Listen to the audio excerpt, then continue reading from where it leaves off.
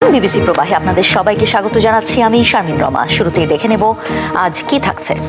দ্বিতীয় ধাপে ইরানে ব্যাপক হামলার ঘোষণা ইসরায়েলের, মরণ কামড় দেওয়ার বার্তা, যুদ্ধবিরতির আহ্বান পুতিনের।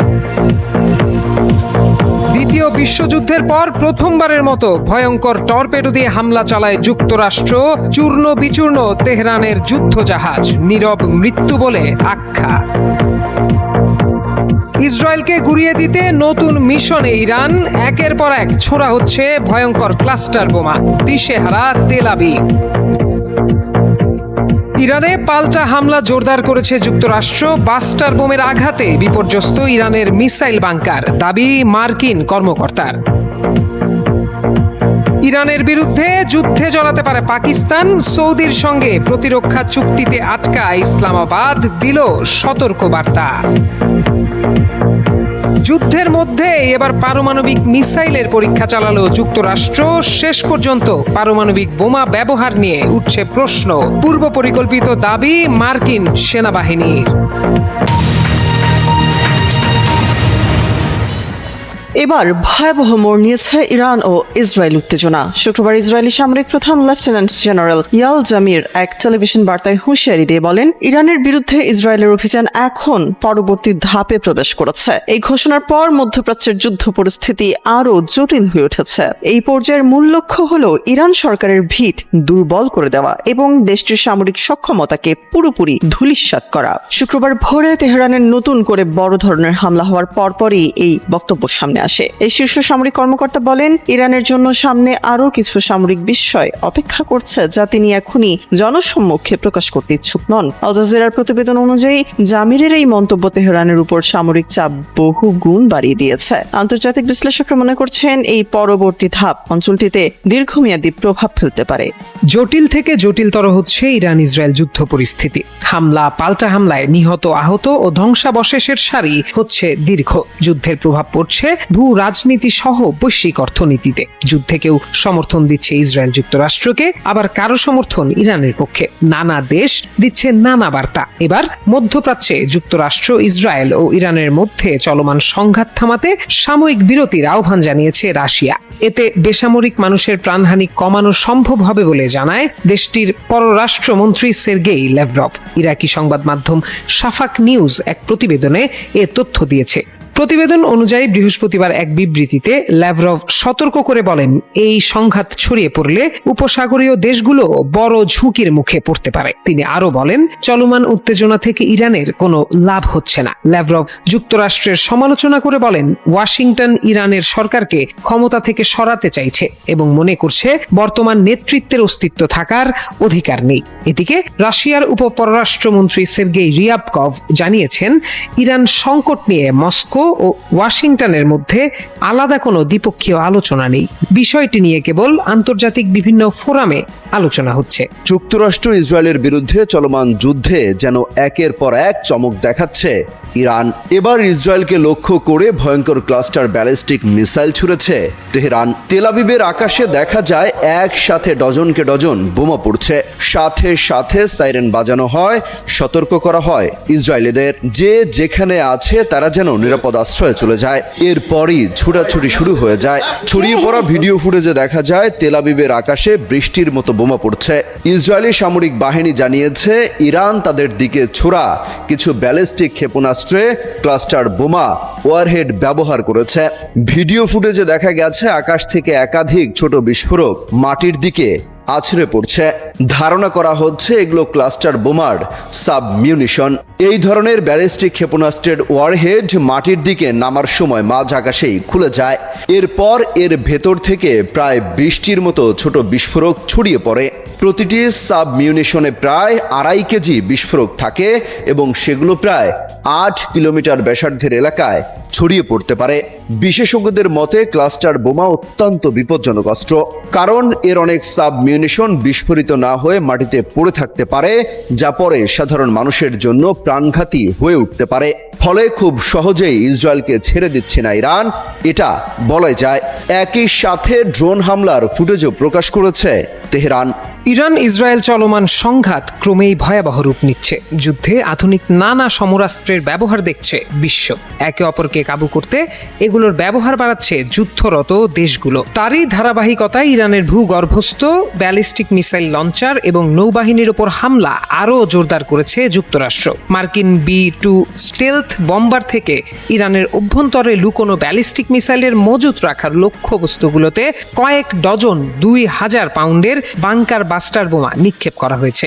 গত 72 ঘন্টায় রাজধানী তেহরান সহ ইরান জুড়ে প্রায় 200টি লক্ষ্যবস্তুতে হামলা চালিয়েছে মার্কিন বম্বার বাহিনী। এর মধ্যে রয়েছে ভূগর্ভস্থ ক্ষেপণাস্ত্র ঘাঁটি এবং সামরিক স্থাপনা। মার্কিন দাবি অনুযায়ী গত 28 ফেব্রুয়ারি থেকে শুরু হওয়া এই অভিযানের ফলে ইরানের ব্যালিস্টিক মিসাইল হামলা 90% এবং ড্রোন হামলা 83% কমে গেছে। ইরানে যুক্তরাষ্ট্র ও ইসরায়েলের এই যৌথ হামলায় এখন পর্যন্ত 950 জনের বেশি মানুষের মৃত্যু হয়েছে। এর মধ্যে ইরানের সর্বোচ্চ নেতা আয়াতুল্লাহ আলী খামেনি এবং মিনাবের একটি প্রাথমিক বিদ্যালয়ের 165 জন স্কুল ছাত্রী রয়েছেন বলে জানা গেছে। ইরানে হামলা চালিয়ে পুরো মধ্যপ্রাচ্যে আগুন জ্বালিয়ে দিয়েছে ইসরায়েল ও যুক্তরাষ্ট্র। গত 28 ফেব্রুয়ারির আগ্রাসন শুরুর পর দফায় দফায় গণহারে বোমা ও ক্ষেপণাস্ত্র নিক্ষেপ করে অন্তত 180 শিশুসহ ইরানের 12 শতাধিক মানুষকে হত্যা করেছে। এর মধ্যে হামলা চালিয়ে যাওয়ার ঘোষণা দিয়েছে ইরানও। এমন পরিস্থিতিতেই পরমাণু অস্ত্রের মতো গণবিধ্বংসী অস্ত্রের পরীক্ষা চালিয়েছে মার্কিন সেনারা। এয়ারফোর্স গ্লোবাল স্ট্রাইক কমান্ড বুধবার আনুষ্ঠানিক বিবৃতিতে জানায়, মঙ্গলবার ক্যালিফোর্নিয়ার ভ্যান্ডেনবার্গ স্পেস ফোর্স বেস থেকে দুটি পরীক্ষামূলক রি-এন্ট্রি ভেহিকেল সহ উৎক্ষেপণটি পরিচালিত হয়। উৎক্ষেপণের এর পরিকল্পনা কয়েক বছর আগে থেকেই করা হয়েছিল। এটি বিশ্বের বর্তমান পরিস্থিতির প্রতিক্রিয়ায় করা হয়নি। যুক্তরাষ্ট্রের ক্যালিফোর্নিয়ার ভ্যান্ডেনবার্গ স্পেস ফোর্স বেস থেকে প্রশান্ত মহাসাগরীয় সময় 3 মার্চ রাত 11টার দিকে মার্কিন বিমান বাহিনীর গ্লোবাল স্ট্রাইক কমান্ড পারমাণবিক ক্ষেপণাস্ত্রটি পরীক্ষা করেন। LGM-30G মিনিটম্যান 3 নামের ব্যালিস্টিক মিসাইলটি মূলত আন্তঃমহাদেশীয় ক্ষেপণাস্ত্র, যা 10,000-এরও বেশি দূরে লক্ষ্যবস্তুতে নিখুঁতভাবে আঘাত হানতে সক্ষম। এটি পরীক্ষামূলক উৎক্ষেপণ সম্পন্ন করেছে। এটি ডুমসডে মিসাইল বা প্রলয়ঙ্কারী ক্ষেপণাস্ত্র নামেও অধিক পরিচিত। তবে পরীক্ষার সময় এটি নিরস্ত্র ছিল তথা কোনো ইউরেনিয়াম ছিল না। পরীক্ষামূলক উৎক্ষেপণের পর এটি হাজার হাজার মাইল পথ অতিক্রম করে মার্শাল দ্বীপপুঞ্জের কোয়াজালিন অ্যাটলের একটি পূর্বনির্ধারিত লক্ষ্যবস্তুতে পড়েছিল। এয়ারফোর্স গ্লোবাল স্ট্রাইক কমান্ডের পাবলিক অ্যাফেয়ার্স অফিসের সংবাদ বিজ্ঞপ্তিতে বলা হয়, এটি একটি দীর্ঘকাল ধরে চলে আসা ডেটা ভিত্তিক পরীক্ষা কর্মসূচির অংশ, যার অধীনে মিনিটম্যান 3 অস্ত্র ব্যবস্থার কার্যকারিতা, নির্ভুলতা ও নির্ভরযোগ্যতা যাচাই করতে 300টিরও বেশি ক্ষেপণাস্ত্র পরীক্ষা করা হয়েছে। 576তম ফ্লাইট টেস্ট স্কোয়াড্রনের commander lieutenant colonel Carrie Ray বলেন, GT-255 এর মাধ্যমে ক্ষেপণাস্ত্রের বিভিন্ন উপাদানের মূল্যায়ন করা হয়েছে, যা দেশের পারমাণবিক ত্রয়ীর স্থলভিত্তিক অংশের প্রস্তুতি বাড়াবে। গ্লোবাল স্ট্রাইক কমান্ডের কমান্ডার জেনারেল S.L. ডেভিস জানান, পরীক্ষাটি উৎক্ষেপণ থেকে শুরু করে একাধিক লক্ষ্যবস্তুতে নিখুঁতভাবে আঘাত হানার সক্ষমতা নিশ্চিত করেছে। মার্কিন সাবমেরিন হামলার পর ইরানের আরেকটি যুদ্ধজাহাজ শ্রীলঙ্কার জলসীমার দিকে এগিয়ে যাচ্ছে। বুধবার যে জায়গায় ইরানি ফ্রিগেটটি ডুবিয়ে দেওয়া হয়েছিল সেদিকে অগ্রসর হচ্ছে যুদ্ধজাহাজটি। শ্রীলঙ্কার গণমাধ্যম বিষয়ক মন্ত্রী নালিন্দা জয়তিসা জানান, 100 জনেরও বেশি ক্রু বহনকারী দ্বিতীয় যুদ্ধজাহাজটি এখনও শ্রীলঙ্কার জলসীমার বাইরে অবস্থান করছে। আশঙ্কা করা হচ্ছে বুধবারের মতো এ জাহাজটিও সাবমেরিন হামলার শিকার হতে পারে। এর আগে বুধবার শ্রীলঙ্কার দক্ষিণ উপকূলের কাছে মার্কিন সাবমেরিন হামলায় ইরানের একটি মাঝারি আকারের রণতরী ডুবে যায়। হামলায় অন্তত 87 জন নাবিক নিহত হন। এই ঘটনার মাধ্যমে মধ্যপ্রাচ্য যুদ্ধ বাইরের এলাকাতেও ছড়িয়ে পড়েছে। যুদ্ধজাহাজ ডুবে দেওয়ার ঘটনায় যুক্তরাষ্ট্রকে কড়া হুঁশিয়ারি দিয়েছে তেহরান। ইরানের পররাষ্ট্রমন্ত্রী বলেছেন, আন্তর্জাতিক জলসীমায় যুদ্ধজাহাজ ডুবিয়ে দেওয়ার জন্য যুক্তরাষ্ট্রকে তীব্র অনুতাপ করতে হবে। তিনি বলেন, জাহাজটি ভারতের নৌবাহিনীর অতিথি ছিল। একই সঙ্গে যুক্তরাষ্ট্র যে নজির স্থাপন করেছে তার জন্য তারা তীব্র অনুতপ্ত হবে বলেও কঠোর বার্তা দেন তিনি। পশ্চিম এশিয়ায় মার্কিন সেনা ঘাঁটি লক্ষ্য করে একের পর এক হামলা চালিয়ে যাচ্ছে ইরান। দেশটির রেভলিউশনারি গার্ড বাহিনী এক বিবৃতিতে জানায়, চলমান সংঘাতের অংশ হিসেবে অন্তত 20টি মার্কিন সামরিক স্থাপনায় হামলা চালানো হয়েছে। এসব লক্ষ্যবস্তুর মধ্যে কুয়েত, বাহরাইন ও আরব আমিরাত রয়েছে। হামলায় ড্রোন ও ব্যালিস্টিক ক্ষেপণাস্ত্র ব্যবহার করা হয়েছে। তারা জানায় কুয়েত, বাহরাইন ও সংযুক্ত আরব আমিরাতে অবস্থিত যুক্তরাষ্ট্রের সামরিক লক্ষ্যবস্তুতে ব্যাপক হামলা চালানো হচ্ছে। এতে বড় ধরনের ক্ষয়ক্ষতির খবর পাওয়া গেছে। এর আগে ইসরায়েল ও যুক্তরাষ্ট্র গত শনিবার ইরানে হামলা চালায়। জবাবে মধ্যপ্রাচ্যের বিভিন্ন দেশে থাকা মার্কিন সামরিক ঘাঁটি ও স্বার্থ সংশ্লিষ্ট বিভিন্ন স্থাপনায় হামলা শুরু করে ইরান। আল জাজিরা জানিয়েছে বিস্ফোরণে কেঁপে উঠেছে কাতারের রাজধানী দোহা। দেশটিতে আবারও হামলা চালিয়েছে ইরান। কাতারের প্রতিরক্ষা মন্ত্রণালয় জানিয়েছে আকাশ প্রতিরক্ষা ব্যবস্থার মাধ্যমে একটি ক্ষেপণাস্ত্র হামলা প্রতিহত করা হয়েছে। রাজধানীর দোহার আকাশে একাধিক বিস্ফোরণের শব্দ শোনা যাওয়ার পর এ তথ্য জানানো হয়েছে। প্রতিরক্ষা মন্ত্রণালয়ের সংক্ষিপ্ত এক বিবৃতিতে বলা হয়েছে, কাতারের এয়ার ডিফেন্স সিস্টেম সক্রিয়ভাবে আকাশে থাকা ক্ষেপণাস্ত্রগুলোকে আটকে দিতে সক্রিয় হয়েছে। তবে স্থানীয় সূত্র জানিয়েছে দোহার আকাশে পরপর কয়েকটি বিস্ফোরণের শব্দ শোনা গেছে। মধ্যপ্রাচ্যে চলমান যুদ্ধের কারণে জ্বালানি সরবরাহে সংকট সৃষ্টি হয়েছে। এ পরিস্থিতিতে চীন বড় তেল শোধনাগারগুলোকে সাময়িকভাবে ডিজেল ও পেট্রোল রপ্তানি স্থগিত করতে বলেছে। বৃহস্পতিবার ব্লুমবার্গ নিউজে প্রকাশিত এক প্রতিবেদনে এ তথ্য দেওয়া হয়েছে। চীন মূলত অপরিশোধিত তেলের একটি বড় আমদানিকারক দেশ। অন্যান্য এশিয়ান বৃহৎ অর্থনীতির মতো চীনও জ্বালানি সরবরাহের জন্য হরমুজ প্রণালীর উপর নির্ভরশীল। বর্তমানে এই প্রণালী দিয়ে জাহাজ চলাচল বন্ধ হলেও শুধুমাত্র চীনের জন্য এই পথ খোলা রেখেছে তেহরান।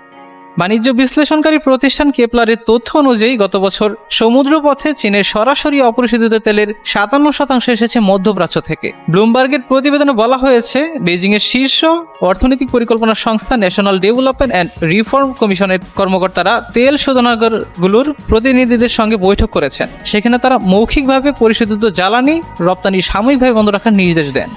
প্রতিবেদনে আরও বলা হয়েছে, শোধনাগারগুলোকে নতুন কোনো রপ্তানি চুক্তি না করা এবং ইতিমধ্যে চূড়ান্ত হওয়া চালান বাতিলের বিষয়ে আলোচনা করতে বলা হয়েছে। তবে চীনের পররাষ্ট্র মন্ত্রণালয়ের এক মুখপাত্র জানান, তারা এই সিদ্ধান্তের বিষয়ে এখনও কিছু জানেন না। ব্লুমবার্গ জানিয়েছে, নিয়মিত জ্বালানি রপ্তানি করা চীনা প্রতিষ্ঠানগুলোর মধ্যে রয়েছে Petro China, Sinopec, CNOOC, Sinochem group এবং বেসরকারি শোধনাগার জেজিয়াং পেট্রোকেমিক্যাল। স্থগিতের নির্দেশনা নিয়ে বার্তা সংস্থা এএফপি এই কোম্পানিগুলোর সঙ্গে যোগাযোগ করেছিল, তবে এই বিষয়ে তারা কোনো মন্তব্য করতে রাজি হয়নি। ইসরায়েল ও যুক্তরাষ্ট্র দাবি করছে তারা ইরানের আকাশ সীমার কিছু অংশে কার্যত শ্রেষ্ঠত্ব অর্জন করেছে। ফলে তাদের যুদ্ধ বিমান ইচ্ছা মতো লক্ষ্যবস্তুতে হামলা চালাতে পারছে। পাশাপাশি তারা গোয়েন্দা ক্ষেত্রেও এক ধরনের আধিপত্য দেখিয়েছে, যার ফলে একাধিক ইরানি শীর্ষ নেতাকে খুঁজে বের করে হত্যা করা সম্ভব হয়েছে। কিন্তু প্রশ্ন হলো, এর পেছনের কৌশল কি? এই অভিযান শুরু হয় সরাসরি বোমা বা বিমান হামলা দিয়ে নয়, বরং সাইবার আক্রমণ দিয়ে। ইরানের কম্পিউটার ও যোগাযোগ ব্যবস্থায় আঘাত হানতে একসঙ্গে কাজ করে মার্কিন সাইবার কমান্ড, মার্কিন স্পেস কমান্ড এবং ইসরায়েলের হ্যাকার দল। সাধারণভাবে বলতে গেলে প্রথমেই ইরানের যোগাযোগ ব্যবস্থা দুর্বল করে দেয়া হয়। ফলে সেনাবাহিনী বা সরকার ঠিকভাবে বুঝতে পারছিল না কোথায় কি ঘটছে। কমান্ড দেয়া, তথ্য আদান প্রদান করা বা দ্রুত সিদ্ধান্ত নেওয়ার ক্ষমতা বাধাগ্রস্ত হয়।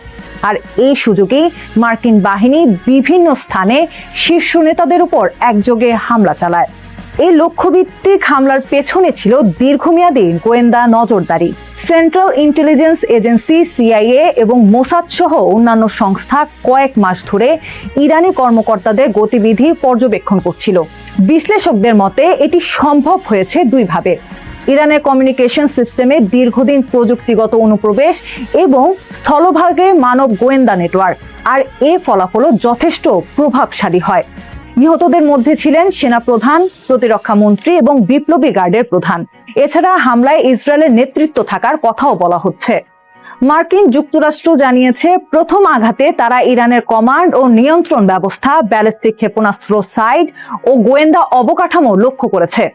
জয়েন্ট চিফ অফ স্টাফের চেয়ারম্যান ড্যান কিং এক বিবৃতিতে জানিয়েছে, এর উদ্দেশ্য ছিল ইরানিদের বিস্মিত ও বিভ্রান্ত করা, অর্থাৎ সামরিক প্রতিক্রিয়া জানানোর আগে নেতৃত্ব কাঠামোকে পঙ্গু করে দেয়া।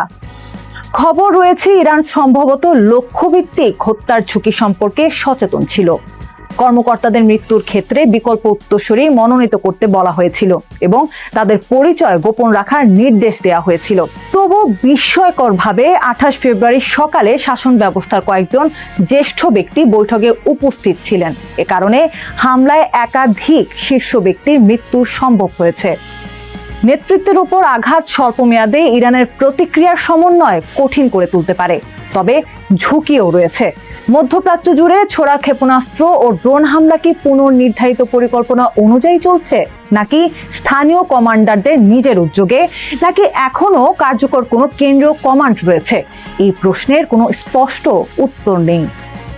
যুদ্ধ শুরুর আগে সিআইএ এর একটি মূল্যায়নে বলা হয়েছিল, যদি সর্বোচ্চ নেতাকে অপসারণ করা হয় তাহলে বিপ্লবী গার্ডে কট্টরপন্থীরা আরো ক্ষমতা পেতে পারে।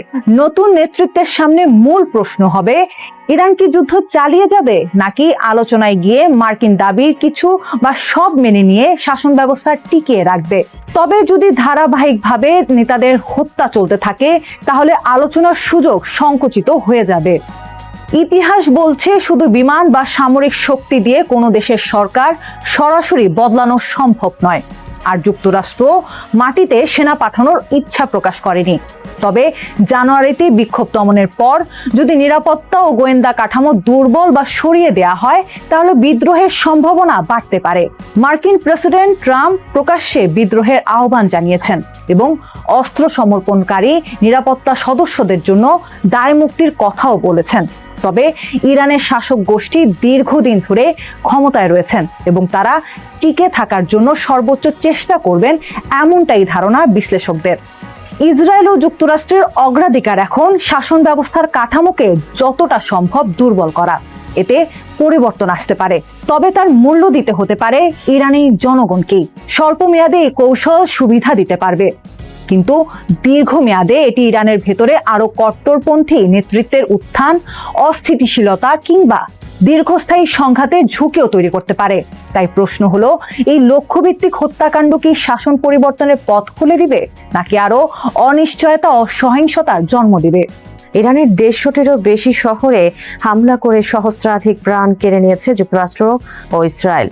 পাল্টা হামলায় যুক্তরাষ্ট্রের বিভিন্ন ঘাঁটি ও ইসরায়েল জুড়ে 19 দফা আঘাত করেছে তেহরান। এমন অবস্থায় যার যার অবস্থান স্পষ্ট করছে ইউরোপ, রাশিয়া, চীন সহ বিশ্বের বিভিন্ন রাষ্ট্র। ইতালির প্রধানমন্ত্রী জর্জিয়া মেলোনি জানিয়েছেন, ইরানের হামলা থেকে বাঁচতে উপসাগরীয় দেশগুলোকে আকাশ প্রতিরক্ষা সহায়তা পাঠানোর পরিকল্পনা করছে ইতালি। তিনি বলেন, যুক্তরাজ্য, ফ্রান্স ও জার্মানির মতো ইতালিও উপসাগরীয় দেশগুলোকে সহায়তা পাঠাতে চায়, বিশেষ করে প্রতিরক্ষা খাতে, আরও নির্দিষ্ট করে বলতে গেলে আকাশ প্রতিরক্ষা ব্যবস্থায়। তিনি আরও বলেন, এটি শুধু বন্ধুত্বপূর্ণ দেশ হওয়ায় নয়, সবচেয়ে বড় কারণ হলো ওই অঞ্চলে হাজারো ইতালীয় নাগরিক বসবাস করছেন এবং প্রায় 2000-এর বেশি ইতালীয় সেনা সেখানে মোতায়েন রয়েছে। আমরা তাদের সুরক্ষা দিতে চাই এবং এটি দিতে আমরা বাধ্য। অস্ট্রেলিয়ার প্রধানমন্ত্রী অ্যান্থনি আলবানেজ ঘোষণা করেছেন, জরুরি পরিস্থিতি মোকাবিলায় অস্ট্রেলিয়ার সামরিক সম্পদ মধ্যপ্রাচ্যে মোতায়েন করা হয়েছে। অস্ট্রেলিয়ার পার্লামেন্টে তিনি জানান, সরকার অঞ্চলটিতে 6টি ক্রাইসিস রেসপন্স টিম পাঠিয়েছে। তিনি বলেন, এই সপ্তাহের শুরুর দিকেই আমাদের বিকল্প পরিকল্পনার অংশ হিসেবে সামরিক বাহিনী মোতায়েন করেছে। তবে তিনি এ বিষয়ে বিস্তারিত কিছুই জানাননি। অস্ট্রেলীয় সম্প্রচার মাধ্যম SBS নিউজ জানিয়েছে, 2টি সামরিক বিমান ইতোমধ্যে সেখানে পাঠানো হয়েছে। অস্ট্রেলিয়ার প্রধানমন্ত্রীর সঙ্গে সুরে সুর মিলিয়েছেন কানাডার প্রধানমন্ত্রী মার্ক কার্নিও। যদিও প্রথমে তিনি বলেছিলেন ইরানে মার্কিন হামলা অবৈধ, তবে এবার সুর পাল্টে বললেন, ইরানের পারমাণবিক অস্ত্র তৈরির সক্ষমতা পুরোপুরি শেষ না হওয়া পর্যন্ত কোনো যুদ্ধবিরতি হওয়া উচিত নয়। তিনি আরও বলেন, আমরা স্বীকার করি বর্তমানে সংঘাত ছড়িয়ে পড়ছে, তবে যুদ্ধবিরতি কার্যকর হওয়ার আগে বেসামরিক, নাগরিক ও অবকাঠামোর উপর হামলা বন্ধ করতে হবে। এগুলো যুদ্ধবিরতির জন্য অপরিহার্য শর্ত। এদিকে এই সংঘাতের জন্য ন্যাটোর মহাসচিব মার্ক রুটে ইরানকে দায়ী করেছেন। তার ভাষায়, ইরান ধীরে ধীরে এমন এক অবস্থানের দিকে যাচ্ছে যেখানে এটি ন্যাটো এর সদস্য ইউরোপীয় দেশগুলোর জন্য হুমকি হিসেবে দেখা দিতে পারে। তিনি বলেন, ইরানের পারমাণবিক ও ক্ষেপণাস্ত্র সক্ষমতা ইউরোপের নিরাপত্তার জন্য গুরুত্বপূর্ণ ঝুঁকি সৃষ্টি করছে এবং আন্তর্জাতিক সম্প্রদায়ের উচিত নিশ্চিত করা যে ইরান আর কোনো হুমকি তৈরি করতে পারবে না। রুটে একই সঙ্গে মার্কিন প্রেসিডেন্ট ডোনাল্ড ট্রাম্পের নির্দেশে তেহরানের পারমাণবিক ও ক্ষেপণাস্ত্র কর্মসূচি ধ্বংস করার প্রচেষ্টার পক্ষে সমর্থনও প্রকাশ করেছেন, যদিও তিনি উল্লেখ করেছেন ন্যাটো এই অভিযানে সরাসরি অংশ নিচ্ছে না। রাশিয়ার হামলায় এমনিতেই নাজেহাল ইউক্রেন। এর মধ্যেই মধ্যপ্রাচ্যকে সহায়তার ঘোষণা দিয়েছেন প্রেসিডেন্ট ভলোদিমির জেলেনস্কি। ইউক্রেনের প্রেসিডেন্ট ভলোদিমির জেলেনস্কি জানিয়েছেন, ইরানি ড্রোন ও ক্ষেপণাস্ত্র হামলা থেকে রক্ষায় মধ্যপ্রাচ্যের মিত্র দেশগুলোকে সহায়তা দিতে তার দেশ বিশেষজ্ঞ পাঠানোর পরিকল্পনা করছে। এ বিষয়ে ইউক্রেন বর্তমানে একটি সুনির্দিষ্ট রূপরেখা তৈরি করছে। ইউরোপের বিভিন্ন দেশ যখন মধ্যপ্রাচ্যের সহায়তায় এগিয়ে আসছে, তখন রাশিয়া ও চীন কেন ইরানের সহায়তায় এগোচ্ছে না, এমন প্রশ্ন ওঠার পর ক্রেমলিনের মুখপাত্র দিমিত্রি পেসকভ বলেছেন, চলমান যুদ্ধে ইরান রাশিয়ার কাছে অস্ত্র সরবরাহের কোনো অনুরোধ করেনি। গত বছর রাশিয়ার সঙ্গে 20 বছরের একটি কৌশলগত অংশীদারত্ব চুক্তি সই করে ইরান। রাশিয়া বর্তমানে ইরানের একমাত্র পারমাণবিক বিদ্যুৎ কেন্দ্র বুশেহরে 2টি নতুন পারমাণবিক ইউনিট নির্মাণ করছে। এছাড়া ইউক্রেনের বিরুদ্ধে ব্যবহারের জন্য ইরান রাশিয়াকে শাহেদ ড্রোনও সরবরাহ করেছিল। তবে ইরানের বিপদে এখন রাশিয়া নিশ্চুপ। ইরানের ওপর ইসরায়েল যুক্তরাষ্ট্রের হামলায় বেইজিং তীব্র ক্ষোভ প্রকাশ করলেও নিজেদের স্বার্থকে সবার আগে প্রাধান্য দিচ্ছে চীন। বিশ্লেষকদের মতে, তেল আমদানিতে বিঘ্ন ঘটলেও ওয়াশিংটনের সঙ্গে সরাসরি সংঘাতে জড়িয়ে দীর্ঘদিনের মিত্র ইরানকে সহায়তা করার ঝুঁকি নেবে না চীন। সামনেই চীনের প্রেসিডেন্ট শি জিনপিং ও যুক্তরাষ্ট্রের প্রেসিডেন্ট ডোনাল্ড ট্রাম্পের মধ্যে একটি উচ্চ পর্যায়ের সম্মেলন অনুষ্ঠিত হতে যাচ্ছে। হোয়াইট হাউসের তথ্য অনুযায়ী আগামী 31 মার্চ থেকে এই সম্মেলন শুরু হওয়ার কথা রয়েছে। ইউরেশিয়া গ্রুপের চীন বিষয়ক পরিচালক ড্যান ওয়াং এএফপি-কে বলেন, যুক্তরাষ্ট্র যদি ইরান থেকে তেল আমদানিতে বড় কোনো বাধা সৃষ্টি না করে, তবে ট্রাম্প শি বৈঠক ভেস্তে যাওয়ার তেমন সম্ভাবনা নেই। তিনি বলেন, বেইজিং ইরানকে কৌশলগত অংশীদার হিসেবে দেখে, সামরিক মিত্র হিসেবে নয়। এছাড়া উপসাগরীয় অন্যান্য দেশের সঙ্গে সম্পর্ক চীনকে সরাসরি ইরানের পক্ষে সামরিক সহায়তা থেকে বিরত রাখছে। এদিকে মধ্যপ্রাচ্যে চলমান সংঘাত এখনই বন্ধের আহ্বান জানিয়েছেন ওমানের পররাষ্ট্রমন্ত্রী বদর আল বুসাইদি। সামাজিক যোগাযোগ মাধ্যম এক্সে দেওয়া এক পোস্টে তিনি লিখেছেন, চলুন এই যুদ্ধ এখনই বন্ধ করি। নেপাল 8 সেপ্টেম্বর 2025। কাঠমান্ডুর রাস্তায় জেনজি বিক্ষোভকারীরা পরিবর্তনের দাবিতে নেমে আসে। টিয়ার গ্যাস আর প্রাণঘাতী গুলির মুখে পড়ে তারা। কয়েক ঘন্টার মধ্যে নিজ দেশের নিরাপত্তা বাহিনীর গুলিতে 19 নেপালি তরুণের মৃত্যু হয়। ক্ষোভের আগুন জ্বলে ওঠে দ্বিতীয় দিনে। এবার এটি নিয়ন্ত্রণের বাইরে চলে যায়।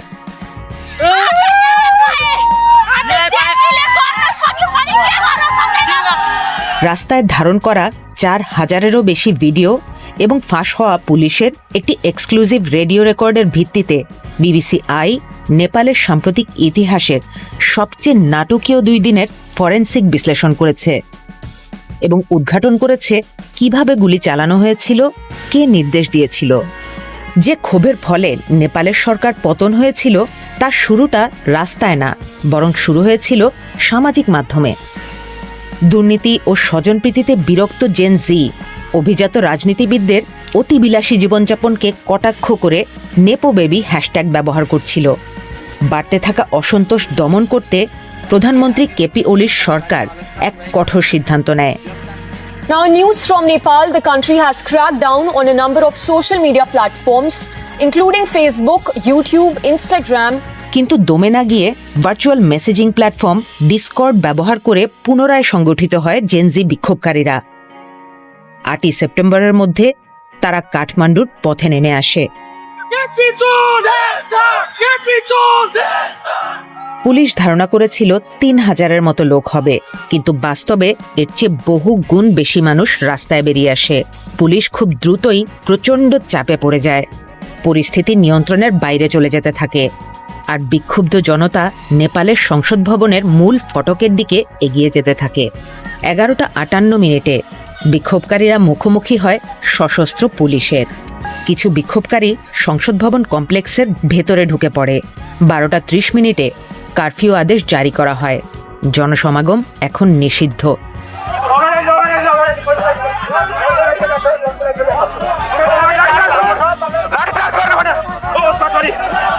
কিন্তু কারফিউতে পরিস্থিতি আরও খারাপ হতে থাকে। গেস্ট হাউসে আগুন জ্বলতে দেখে আতঙ্কিত অফিসাররা রেডিওতে সাহায্য চায়, ঊর্ধ্বতনদের কাছে অনুমতি চায় সরাসরি গুলি চালানোর। আমরা এটা জানি কারণ সেদিনকার পুলিশের রেডিও লগের একটি ফাঁস হওয়া নথি বিবিসির হাতে এসেছে। এই নথি আগে কখনো প্রকাশ হয়নি। এতে দেখা যায় ঠিক 12:40 বল প্রয়োগের অনুমতি দেওয়া হয়। এর অল্প সময়ের মধ্যেই বিক্ষোভকারীরা গুলিবিদ্ধ হতে থাকে। সংসদ কমপ্লেক্সের কোনায় আমরা দেখতে পাই এক যুবককে মাথায় গুলিবিদ্ধ অবস্থায় সরিয়ে নেওয়া হচ্ছে। তার নাম বিনোদ মহারাজন। এটি ছিল প্রথম প্রাণহানির ঘটনা। ডিসকর্ডের মাধ্যমে গুলি চালানোর খবর ফোনে ফোনে ছড়িয়ে পড়ে, আর রাস্তায় বিক্ষোভ তীব্র ক্রোধে পরিণত হয়। পুলিশ চাপে পড়ে যায়। গেটের বাইরে একদল পুলিশকে কোণঠাসা করে ফেলা হয়। 4 মিনিট ধরে এখানে নাজেহাল হয় তারা। দুপুর 12:40 পুলিশের আতঙ্কিত অবস্থার কথা আমরা রেকর্ডে দেখতে পাই। পুলিশের রক্ত ঝরছে, মারা যেতে পারে, মূল গেটে গুলি চালানো লাগতে পারে। উত্তরটি ছিল স্পষ্ট। নিরাপত্তা নিশ্চিত করতে ও পরিস্থিতি নিয়ন্ত্রণে আনতে গুলি চালান। কয়েক মিনিটের মধ্যেই গুলিবিদ্ধ হয় 27 বছর বয়সী কমল গিমিরে। 1:48 আমরা তাকে রাস্তার বিপরীত দিকে দেখতে পাই। এই দৃশ্য কমলের নিজের ফোনে ধারণ করা।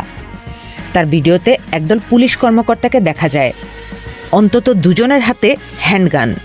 এরপর কমল সামনের সারি থেকে সরে যেতে শুরু করে। তার ক্যামেরায় ধরা পড়ে এই ব্যক্তি পুলিশের দিকে পাথর ছুঁড়ছে, এবং ঠিক এই মুহূর্তে কমল মাটিতে লুটিয়ে পড়ে। এই ঘটনার আরেকটি দৃশ্য আমরা পেয়েছি। এখানে কমল, পাথর ছোঁড়া সেই ব্যক্তি এবং কমলকে গুলি করার মুহূর্ত। তার মেডিকেল রিপোর্টে বলা হয়েছে যে গুলিটি তার বাম হাতের নিচ দিয়ে ঢুকে পিঠ দিয়ে বেরিয়ে গেছে। গুলির সুনির্দিষ্ট গতিপথ জানা না গেলেও কোন দিক থেকে এসেছে সেটা বোঝা যায়। এটি সেই একই পুলিশ দলের দিকে নির্দেশ করে যাদের কমল গিমিরে একটু আগেই ভিডিও করছিল। গুলিটি তার মেরুদণ্ডের খুব কাছে দিয়ে ঘেঁষে বেরিয়ে যায়। সে প্রাণে বেঁচে যায়। কিন্তু পরে যাদেরকে গুলি করা হয় তারা এতটা ভাগ্যবান ছিল না। দুপুর 1:53 দেখা যায় 22 বছর বয়সী রাশিক খাতিওয়ারাকে বহন করে নিয়ে যাওয়া হচ্ছে, বুকে গুলিবিদ্ধ অবস্থায়। সে আর বাঁচেনি। কয়েক মিনিট পর 24 বছর বয়সী সুলভ রাজ শ্রেষ্ঠার মাথার পেছনে গুলি লাগে। বিক্ষোভকারীরা তার মরদেহ সংসদের গেটে নিয়ে যায় এবং জাতীয় পতাকা দিয়ে ঢেকে দেয়। সে দৃশ্য দেখছিল আরেক তরুণ, 17 বছর বয়সী শ্রিয়াম চলাগাই, এখনও স্কুল ইউনিফর্ম পরা। 6 মিনিট পর চৌরাস্তার মোড়ে তাকে আবার দেখা যায়। তার সামনে ক্ষুব্ধ একদল বিক্ষোভকারী পুলিশের দিকে পাথর আর লাঠি ছুঁড়ছে, কিন্তু শ্রিয়াম সেখান থেকে ঘুরে গিয়ে মোড়ের দিকে ফিরে যায়। এগুলোই ছিল তার নেওয়া শেষ কয়েক কদম। একটু পরেই অন্য একটি ফোনে ধারণ করা হয় আরেকটি দৃশ্য, যা নেপাল জুড়ে ভাইরাল হয়ে যায়। মাথার পেছনে গুলিবিদ্ধ হয়ে রক্তাক্ত অবস্থায় শ্রিয়ামকে রাস্তা পার করে নিয়ে যাওয়া হয়। উপস্থিত লোকজন তাকে অ্যাম্বুলেন্সে তোলে, কিন্তু ততক্ষণে অনেক দেরি হয়ে গেছে। যখন ন্যাশনাল ট্রমা সেন্টারে তাকে নিয়ে যাওয়া হয় তখন সে আর বেঁচে নেই। ভবনের বাইরে সেদিন গুলিতে নিহতদের মধ্যে সেই ছিল সবচেয়ে কম বয়সী। এর পরের ব্যক্তি যে প্রাণ হারায় তিনি যোগেন্দ্র নিউপানে। মাত্র কয়েক কদম দূরেই সে গুলিবিদ্ধ হয়। এবার আমাদের কাছে স্পষ্ট প্রমাণ আছে, যখন যোগেন্দ্র পড়ে যায় তখন গুলি ছোড়া হচ্ছিল সংসদ ভবনের প্রাঙ্গণের ভেতর থেকে। গুলি চলার মাত্র 90 সেকেন্ড আগে ব্লগার নিষেধ দাহাল তার ক্যামেরা ঘোরান সংসদ প্রাঙ্গণের দিকে। একটু লক্ষ্য করুন পুলিশ সদস্যদের এই দলটির দিকে। ঠিক 2:21 তারা সংসদ ভবনের প্রাচীরের দিকে এগিয়ে যায়।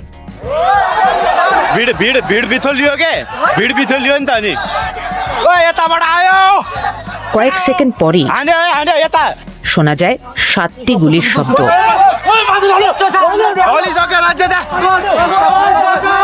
যোগেন্দ্রকে মাটিতে রক্তাক্ত অবস্থায় পড়ে থাকতে দেখা যায়। ক্যামেরার এই অ্যাঙ্গেল থেকে বোঝা যায় না কে গুলি করেছে, কিন্তু একই মুহূর্তের আরেকটি ক্লিপ ফুটপাতের একটু অন্য দিক থেকে ধারণ করা হয়েছিল। প্রথমে দেখলে মনে হবে এখানে কোনো প্রমাণ নেই, কিন্তু ফুটেজ জুম ইন করে একটু ভালোভাবে লক্ষ্য করলে পরিষ্কারভাবে গুলি চলতে দেখা যাচ্ছে।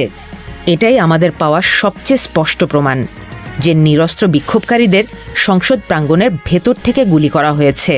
বিক্ষোভকারীরা যেভাবে পারছিল আড়াল হওয়ার চেষ্টা করছিল, কিন্তু আঘাত থেকে যোগেন্দ্রের মৃত্যু হয়। তার বয়স ছিল 24। সরকারি হিসেবে 8 সেপ্টেম্বরের বিক্ষোভে 19 জন নেপালি তরুণ নিহত হন, আমরা যাদের ঘটনা পর্যালোচনা করেছি তাদের কেউই কোনো সহিংসতায় জড়িত ছিল না। তাহলে কিভাবে পুলিশ নিজেদের নাগরিকদের ওপর গুলি চালালো? পুলিশের সূত্র ও ফাঁস হওয়া ট্রান্সক্রিপ্ট অনুযায়ী পুলিশের রেডিওতে নির্দেশটি এসেছিল কল সাইন কিলো 1 থেকে, কিন্তু প্রাণঘাতী শক্তি প্রয়োগের অনুমতি দেন তার ঊর্ধ্বতন কর্মকর্তা call sign Peter 1। Curfew already in place. No further need to obtain permission. Deploy necessary force. Peter 1 ছিলেন চন্দ্রকুবের খাপুং, নেপালের সবচেয়ে সিনিয়র অফিসার, পুলিশের মহাপরিদর্শক। তিনি দায় অস্বীকার করেছেন। নেপাল পুলিশ আমাদের জানিয়েছে যে বল প্রয়োগের সিদ্ধান্ত নেপালের প্রধান নিরাপত্তা বাহিনীর সমন্বয়ে গঠিত একটি কমিটি থেকে এসেছে। তারা বলছে কমিটির সিদ্ধান্তের আগে আইজিপি খাপুং বল প্রয়োগের আদেশ জারি করেননি। অন্যান্য পুলিশ কর্মকর্তারা গোয়েন্দা, প্রশিক্ষণ এবং নির্দেশনায় ব্যর্থতার কথা স্বীকার করেছেন। পুলিশকে সহযোগিতা করতে ব্যর্থতার জন্য তারা সেনাবাহিনীকেও দোষারোপ করেন। কিন্তু যা হয়েছে তা তাদেরকে এখনও তাড়া করে বেড়াচ্ছে। পরদিন 9 সেপ্টেম্বর বিক্ষোভকারীরা আবার রাস্তায় নেমে আসে। দ্বিতীয়বারের মতো কারফিউ জারি করা হয়, কিন্তু এতে জনরোষ থামে না। জনতার ভিড় ধীরে ধীরে উন্মত্ত মবের রূপ নেয়। টার্গেট করা হয় পুলিশ, রাজনৈতিক নেতাদের বাড়িঘর, সরকারি স্থাপনা, এমনকি বেসরকারি মালিকানাধীন সম্পত্তিও, যাদেরকে ক্ষমতার কাছাকাছি বলে মনে করা হয়। চাপের মুখে বিপর্যস্ত পুলিশকে নির্দেশ দেওয়া হয় নিজেদের নিরাপত্তাকেই অগ্রাধিকার দিতে। 2 नम्बरमा आफ्नो हतियारहरू, आफ्नो हतियार, त्यसपछिबाट आएर सन्तार सेट, त्यसपछिबाट भेहिकलहरू र आफ्नो सेफ्टी, आफ्नो टोलीको सेफ्टी गर्ने। यति हो, यति दुईटा कुरा मेन प्रायोरिटीमा राखेर काम गर्ने। অরক্ষিত অবস্থায় নেপালের সংসদ ভবনে আগুন ধরিয়ে দেওয়া হয়। সন্ধ্যা নামার আগেই থানাগুলিতেও আগুন ধরিয়ে দেওয়া হয়। সিংহদরবার এক ঐতিহাসিক প্রাঙ্গণ, যেখানে বেশিরভাগ সরকারি মন্ত্রণালয় ছিল, এমনকি সুপ্রিম কোর্টেও।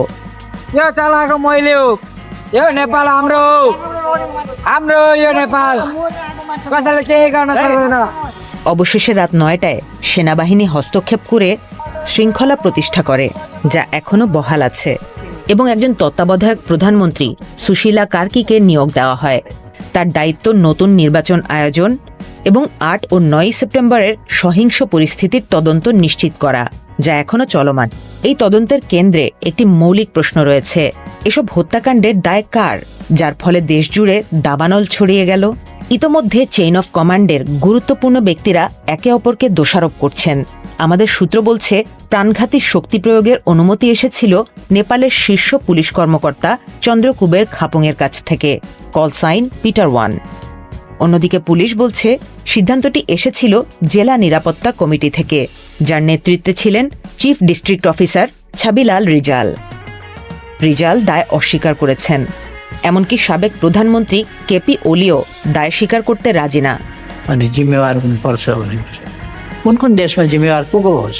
পুলিশ ও রাজনীতিবিদরা যখন একে অপরের দিকে দায় চাপাচ্ছেন, তখন নিহতদের পরিবার আপনজন হারানোর শোকে ডুবে রয়েছে, যেমন শ্রিয়ামের মা। सबै सपना सुरै भयो।